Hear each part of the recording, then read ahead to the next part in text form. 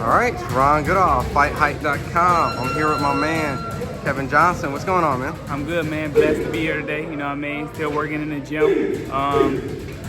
Soon to be fighting soon. You know what I mean? I'm manifesting March 30th on a Rolly undercard. The Keith versus Tim Tszyu undercard. Yeah. So that's what I'm manifesting. You know what I mean? I'm manifesting right now. Well, what are you manifesting? Like, because you know that's a big card. That's Amazon. Yeah. Prime debut. Absolutely, sure. You know, a lot of crazy stuff is happening on the card. So you have to do something crazy to get on that card, I'm assuming, right? So what would you want to do to get on that card? Yeah, so what I'm manifesting is me fighting Martinez or Gary Russell. Who are they two? Gary Russell. Oh, Gary Russell Jr. Yeah, I'll say, but like Antoine or the 140 pounder. Oh, okay, Antoine. Yeah, Antoine. Yeah.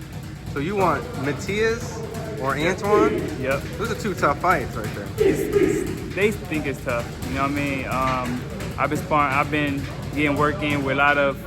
Been fighting undefeated fighters all my life. You know what I mean? If you see them on Box Rec, 7 undefeated fighters that I beat. You know what I mean? Honestly, hands down. So I'm here to take another undefeated record. You know what I mean? And that's my main goal. My main focus is to take a lot of undefeated records. All those undefeated guys that's basically like undefeated, and I know they're not supposed to be there. They gotta see me. You know what I mean? I'm here to take them down. A lot of guys don't want to fight Matias, right? Like Matias is that they call him the boogeyman at the division. Yeah. Essentially, I mean, I guess you don't duck no smoke. I mean, you fought the whole boxing game. Listen, so I fought undefeated fighters, bro, and beat them all. You know what I mean? TKO, KO. I beat them all. It's never enough. To me, it's not a tough fight. You know what I mean? It's not a tough fight. Skills pay the bills.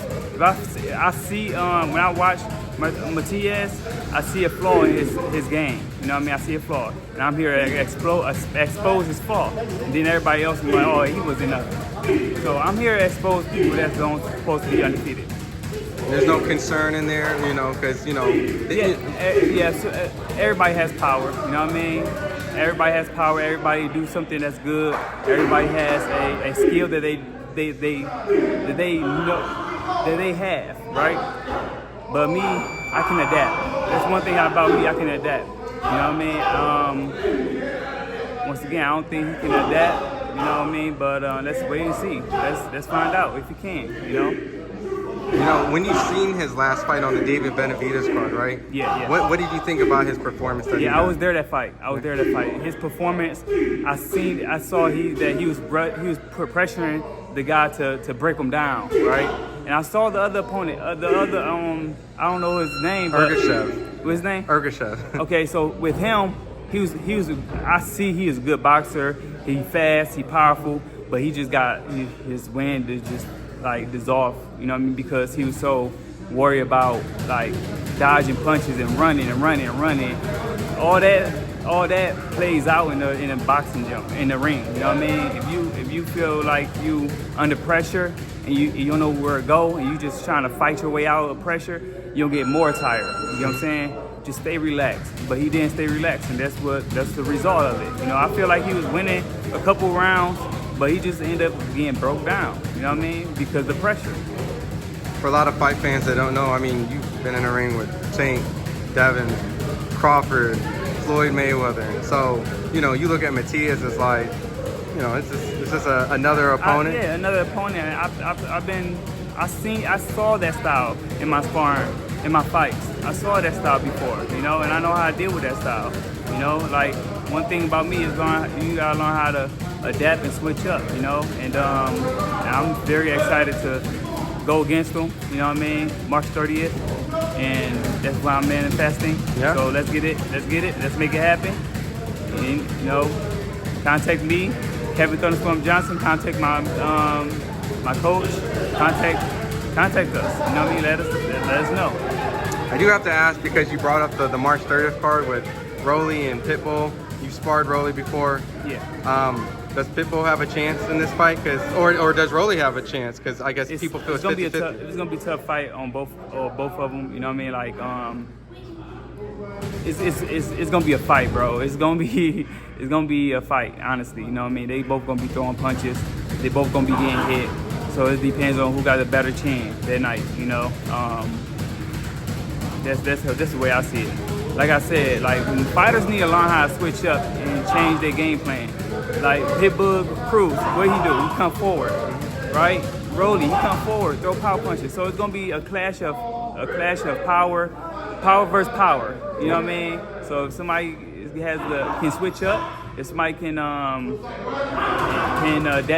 a nice chin, I think that person will be winning at the end of the day.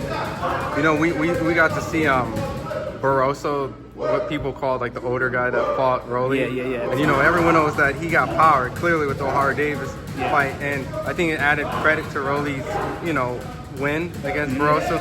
Even though people didn't like the stoppage, you know, Rolly was competitive in there. Yeah, absolutely. How hard is Rolly like 1 through 10 between, you know, your scale? Is Rolly like a top heavy-handed puncher? He is a heavy-handed puncher. You know, he has knockout power, honestly. You know, it just fighters just got to deal with it. You know what I mean, and learn how to adapt with that power. You know what I mean? So that's basically it. Everybody has power to me, but Rolly has an extraordinary power. Like he has power. That's you know what I mean. So knockout power. So, but you got to learn how to deal with it and adapt to it. Do you think that his IQ is underrated? Because I think a lot of people give him criticism because his style's a little awkward. Yeah. So I guess I tell a lot of people, when you fight Rolly, you think he's wild, which he is. He's wild and it looks like he's a brawler, but he know what he has a little bit of IQ. He know like it looks sloppy, but he know what he's doing. Like you know what I mean? Like there's science to the madness. His style, he mastered his style. You know what I mean? He mastered his style as in like, I can throw this punch. Rolly, he'll throw that punch, but his head be all the way up to the ground. So it's gonna be hard for you to hit somebody's head is right next to the ground, right? Then you gotta be aware for the next punch that's coming from the ground all the way to the top. Then his head gonna be over here to the other. So it's like, it's a style that he has that it might give a lot of people problems, you know what I mean? But you gotta learn how to adapt to it, you know what I mean? Is it when you know, awkward? Is it awkward? Yeah, I know Tank made that quote back then, like you're a dumbass fighter, not an awkward fighter. But truly, he's an awkward fighter, and that's what. Yeah, he's an awkward fighter. You know what I mean? He's an awkward fighter.